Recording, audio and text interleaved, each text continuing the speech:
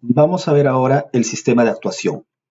El sistema de actuación es la parte encargada de efectuar el movimiento de cada una de las partes o de los componentes del robot. Es decir, se encarga de mover al robot. El componente principal aquí es el actuador o un motor. Y para que este actuador se mueva, necesita una señal de control. Sin embargo, esta señal de control no envía de manera directa la señal al actuador, debido a que usualmente es una señal de baja potencia y el actuador requiere una señal de alta potencia. Y el elemento que se encarga de convertir eso es el amplificador de potencia.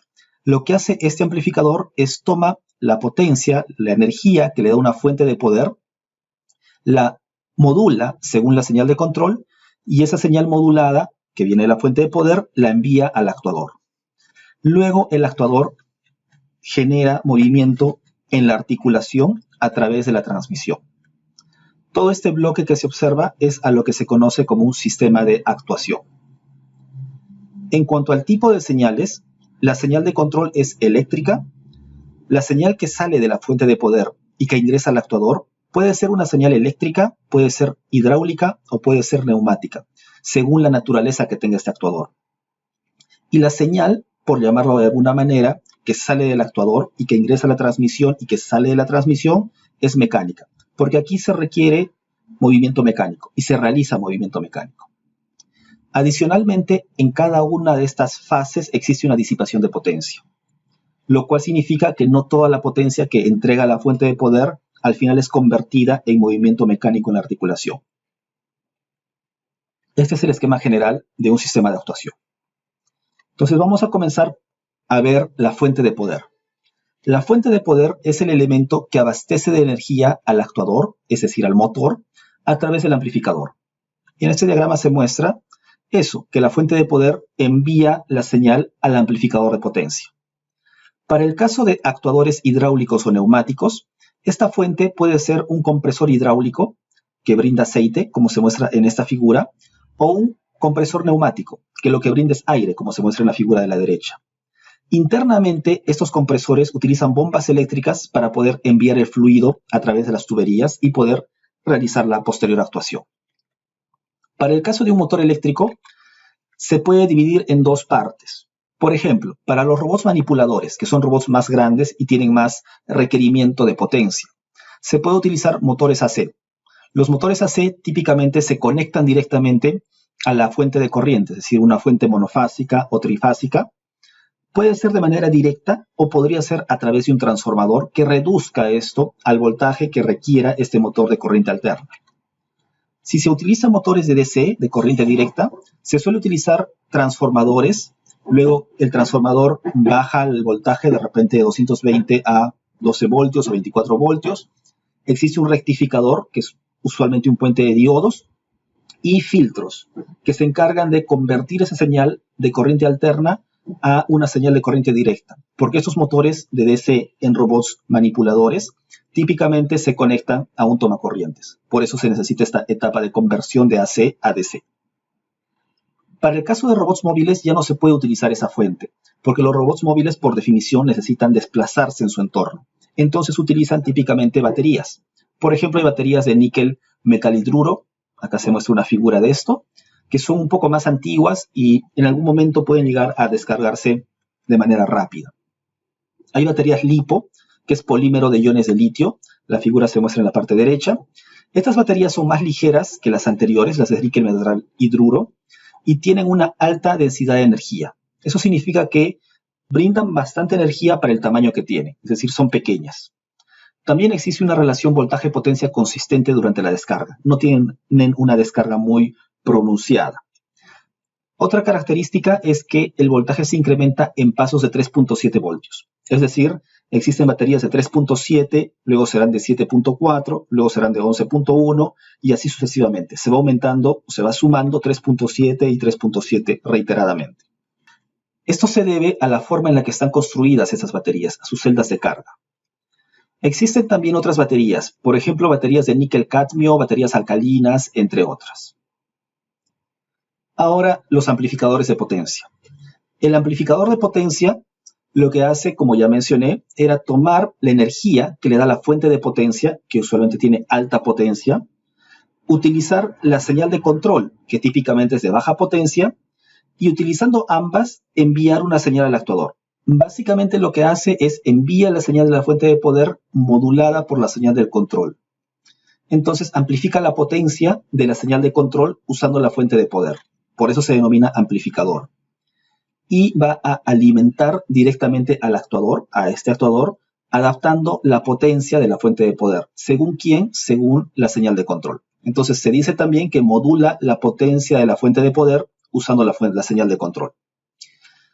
Para actuadores hidráulicos o neumáticos, lo que va a hacer es variar el flujo de fluido de manera proporcional a la señal de control. Y para motores eléctricos, lo que va a variar es el voltaje o la corriente, también de manera proporcional a la señal de control. En este caso, usualmente adapta el voltaje de la fuente al voltaje que necesita el motor. Se está brindando aquí ejemplos para motores eléctricos como conversores DC-DC, que se utilizan para motores DC de imán permanente. Esto se ve en cursos de electrónica de potencia. También están los puentes H, que acá pueden ver el puente H L298N, que es uno de los más utilizados para motores pequeños. Se utiliza para motores DC, de corriente directa. Permite controlar la dirección de giro del motor. Acá hay un diagrama de un puente H y la forma en la que opera este puente H es la siguiente. Supongamos que solamente hay señal aquí, por PWM1. Si solamente hubiese la señal por este PWM1, si ven, llega a la base del primer transistor. Y el hecho que llegue a la base del primer transistor significa que va a saturar el transistor. Entonces va a haber una conexión entre el punto del colector con el punto del emisor del transistor. Si siguen la conexión, pueden ver que sigue por esta ruta y también activa a este otro transistor que estoy señalando. Entonces, en este transistor también haría una saturación entre ambos puntos. Por el contrario, los otros dos transistores no están activos. Entonces, estos dos transistores, les voy a poner una X indicando que no están funcionando. Entonces, ¿qué pasa? Que cuando se tiene esta VCC de la fuente de potencia, la corriente no pasa por la derecha porque no está funcionando ese transistor, está en corte, se va por la izquierda. Sigue esta ruta porque está en saturación y atraviesa el motor, no sigue de frente porque este transistor tampoco funciona, sino que atraviesa el motor de izquierda a derecha y regresa por aquí porque hay saturación hacia tierra. Entonces atraviesa el motor de izquierda a derecha. ¿Qué pasa en el otro caso? En el otro caso lo que va a pasar, y antes de eso tengo que borrar todo esto, lo que va a pasar en el otro caso es que ahora digamos que hay señal PWM en el segundo terminal. Entonces, si hacen el seguimiento de la señal, esto va a generar una saturación en ese transistor. Entonces, aquí va a conducir. Si siguen el cable, esto también genera una saturación en este otro transistor. Entonces, este otro transistor también va a conducir, porque está en saturación. En los otros dos transistores no conducen. Le voy a poner una X porque están en corte, no conducen. Entonces, ahora, ¿qué pasa? Cuando viene la tensión de la fuente de poder, ya no se va por la izquierda, porque por la izquierda está en corte, es como un circuito abierto. Se va por la derecha, está en saturación, es como un circuito cerrado. No sigue para abajo porque también es como un circuito abierto, sino que se va de derecha a izquierda a través del motor. Y sigue por aquí, encuentra saturación y llega a tierra. Entonces, ¿la conclusión cuál es? Que si activo una señal de PWM, el motor gira hacia una dirección, porque la corriente va de izquierda a derecha. Si activo la otra señal de PWM, sucede lo contrario. Ahora la señal va de derecha a izquierda, y eso hace que el motor invierta su dirección de giro. La señal de control típicamente es PWM. ¿Qué significa que sea PWM? Que es como lo que se observa aquí. Esto lo pueden ver en algún curso de sistemas digitales o circuitos digitales, donde, por ejemplo, si se tiene PWM al 25%, sería más o menos como esta figura. Significa que llega menos voltaje efectivo. Si es al 50%, llega más voltaje. Si es al 75%, como ven acá, se incrementa el ancho de pulso, hay más voltaje efectivo. En el extremo, si se llegase a 100%, se tendría todo el voltaje posible. De esta manera se puede controlar la velocidad del motor, porque a más voltaje va a girar más rápido, a menos voltaje va a girar más lento. Y la dirección se controla con este arreglo del puente H. Para el caso de motores de brushless, por ejemplo, se utilizan conversores de C a C. Estos conversores toman energía de corriente continua directa DC y la convierten en salida alterna de 3 fases, porque estos motores brushless necesitan salida de 3 fases. Entonces aquí se pone, por ejemplo, una batería LiPo y en este otro extremo el motor brushless. A este dispositivo se le conoce como un ESC, que significa Electronic Speed Control. Por otro lado, este ESC tiene la fuente de potencia y por el otro lado tiene la señal de control, que en este caso puede venir de algún microcontrolador, por ejemplo. Y ahí se puede observar claramente que lo que está haciendo es modular la señal de la fuente utilizando la señal de control. Vamos a comenzar ahora a ver actuadores, motores. Para el caso de los actuadores ya toman la señal que les dé el amplificador de potencia y envían esa señal a la transmisión. Generan un movimiento mecánico. Entonces permiten el movimiento o actuación de las diferentes partes del robot a través de la transmisión. Según el principio de funcionamiento, pueden ser eléctricos, típicamente llamados motores, que utilizan evidentemente energía eléctrica. Pueden ser actuadores neumáticos, que utilizan energía neumática, que es el aire. Pueden ser actuadores hidráulicos, que utilizan energía hidráulica, dada por un fluido, como un aceite mineral, por ejemplo. Hay otros tipos de motores también, como térmicos, magnéticos, pero estos no son comunes en robótica. Como nota, un servo en general significa un sistema controlado. Cualquier sistema que tenga controlador se le llama servo algo. Por ejemplo, una válvula que tiene un controlador se le llama servoválvula. En este caso, un servomotor es un motor que ya tiene controlador. Repito, un servomotor sería controlador más un motor. Hago esta aclaración porque el término servomotor no se refiere a un motor específico. Se refiere a cualquier motor que tiene controlador. Puede ser un motor muy pequeñito, puede ser un motor industrial, puede ser un motor de AC, un motor de DC, puede ser cualquier tipo de motor, pero con su controlador. Ahora vamos a ver actuadores neumáticos. Estos actuadores neumáticos convierten la presión de aire comprimido en energía mecánica. Y pueden ser actuadores neumáticos lineales, primero, que son los más básicos. Estos son cilindros. Pueden ser, por ejemplo, cilindros de simple efecto. Los cilindros de simple efecto tienen una única entrada de aire y se ven como lo que observan en la parte derecha. Entonces, hay una única entrada y salida de aire. Y eso hace que este dispositivo se mueva hacia la derecha o hacia la izquierda. Si ingresa el aire, se mueve hacia la derecha. Si sale el aire, mejor dicho, si no hay aire, se mueve hacia la izquierda, es decir, regresa a su posición original debido a que hay un resorte. En otras palabras, el aire efectúa un trabajo en contra del resorte, en la oposición que encuentra el resorte.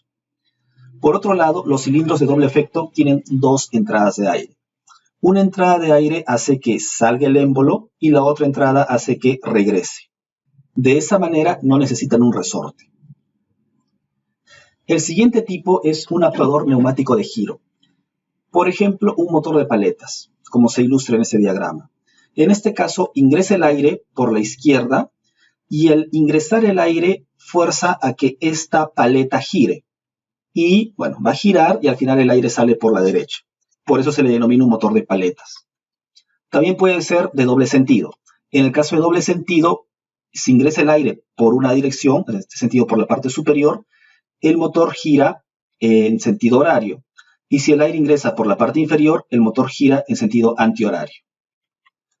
Los motores giratorios de paletas tienen 2 entradas de aire. Cuando ingresa el aire por un extremo, si bien esta paleta gira. Cuando ingresa el aire por el otro extremo, la paleta gira en dirección opuesta, en este caso en sentido antihorario.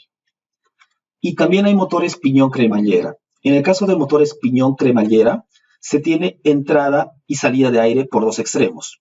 En este caso, si ingresa el aire por la parte derecha, eso va a empujar a este mecanismo lineal. Y al desplazarse este mecanismo, debido a los engranajes, va a generar una rotación, un giro en este eje.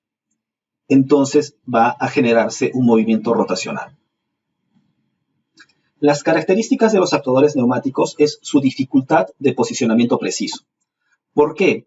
Porque el aire es un material bastante compresible, se puede comprimir de manera muy fácil, por lo tanto no son precisos, no mantienen su posición. Por eso mismo no se usan para seguimiento de trayectoria, pero sí pueden ser usados para efectores finales, sobre todo para abrir y cerrar las garras. porque precisamente esa compresión podría inclusive ser beneficiosa al momento de agarrar un objeto, ya que no aplicaría mucha fuerza sobre el objeto, sino se adaptaría de alguna manera debido a esa compresión del aire. En este diagrama, que pueden luego visitar este blog donde están con más explicación, pueden ver que si ingresa el aire por esta parte derecha, eso genera que este cilindro se desplace hacia la izquierda y se abra la garra. Por el contrario, si ahora ingresa el aire por esta parte izquierda, ahora el cilindro se retrae y la garra se cierra. También hay músculos artificiales. Esos músculos artificiales se les conoce como actuadores McKibben o actuadores PAM, que son músculos artificiales neumáticos y son como lo que se muestra en la figura. O bien están completamente estirados o bien están comprimidos. De alguna manera, esto trata de imitar el movimiento de un músculo humano. Pueden ser de un solo grupo, como se muestra en la izquierda, o pueden ser hechos de varios filamentos, como se muestra en la derecha. Aplicaciones pueden ser brazos robóticos, como este brazo de Festo. Pueden ser exoesqueletos, donde en este caso el movimiento que se hace no reside en el músculo humano, sino en esta especie de músculos artificiales. Y también pueden ser robots basados en una estructura musculoesquelética, como la que se muestra en esta imagen. Aquí hay algunos enlaces donde pueden ver más detalle acerca de estos sistemas. Por otro lado están los actuadores hidráulicos, que lo que hacen es convertir la presión de fluido, típicamente un aceite mineral, en energía mecánica.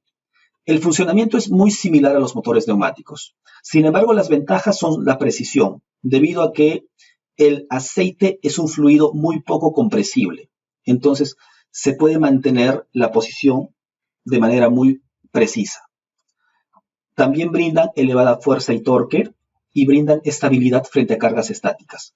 Por ejemplo, en el diagrama de la derecha se observa un robot que está sosteniendo un vehículo que es pesado y por lo tanto genera una carga grande. Si el robot utiliza motores eléctricos, mantener esta carga en esa posición puede ocasionar el calentamiento de los motores. Sin embargo, si es un motor hidráulico, simplemente se detiene el flujo de fluido y eso detiene la carga en la posición que se observa. Y no se van a calentar los actuadores ni nada de eso va a suceder. Por eso se menciona que tiene más estabilidad a cargas estáticas. Es inherentemente seguro porque no genera chispas. Permite una autolubricación porque es aceite básicamente. Las desventajas son que necesita una estación de potencia hidráulica, la cual puede ser grande, puede ser costosa y puede ser hasta bastante ruidosa. También necesita un alto costo, es difícil miniaturizar y por eso para robots pequeños se prefiere motores eléctricos. Y además podría contaminar el ambiente de trabajo si ese fluido llegase a escapar. Algunos ejemplos de aplicaciones son brazos hidráulicos como el Schilling Orion, este otro robot que pueden observar ahí, el robot Atlas, que es una combinación entre hidráulico y eléctrico. Este robot cuadrúpedo HiQ Real, y aquí pueden ver el detalle de este robot cuadrúpedo. Pueden ver que acá hay un cilindro, aquí existe otro cilindro, y para más detalle acerca de este funcionamiento del mecanismo pueden ver el paper original de Semini y el grupo de investigación, su grupo de investigación. En el caso de los actuadores eléctricos, estos convierten la energía eléctrica en energía mecánica. Usualmente se les llama motores y sus principales tipos en robótica son los motores AC de corriente alterna que se utilizan en robots industriales y hay distintos tipos que no voy a mencionar.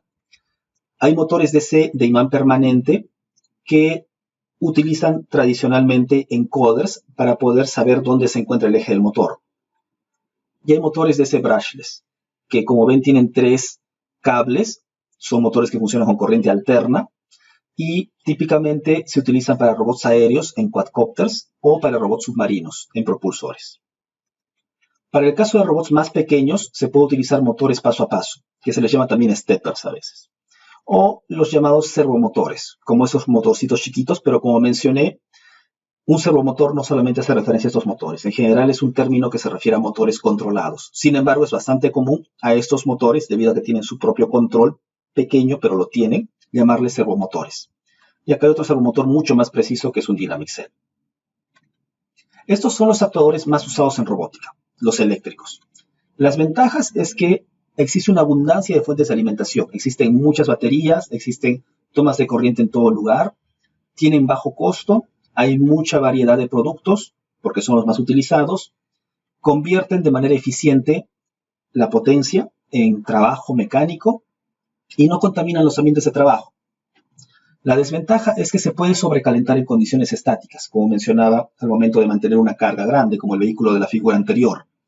La alternativa en este caso es utilizar frenos mecánicos, de tal modo que si el motor necesita mantener una carga, se activa el freno y el motor no tiene que estar alimentado. Es una estructura mecánica la que estaría ahí soportando toda esa carga.